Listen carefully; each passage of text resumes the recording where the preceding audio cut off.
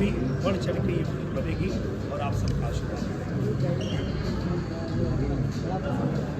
जी पिछले भाग में जो बच्चे के मुंह में डायलॉग छाया था वो यही था, बम के धमाका ही ना चिन्हेला कि मरे वाला हिंदू है कि मुसलमान, ये बतावे खातिर आ रहल बानी पटना से पाकिस्तान।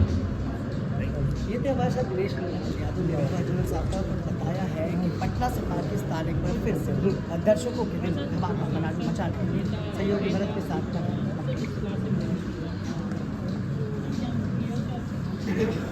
ये फिल्म है पटना से पाकिस्तान। इसके पहले 10 साल हो गए, 10 साल हो गए।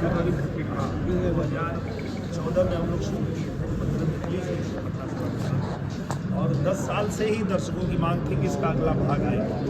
तो इसका ताना बाना बुन रहे थे हमारे धनंजय रघुराज जी और हमारे जो प्रेम राय भैया हैं, जो बहुत बड़े निर्माता हैं हमारी भोजपुरी फिल्म में।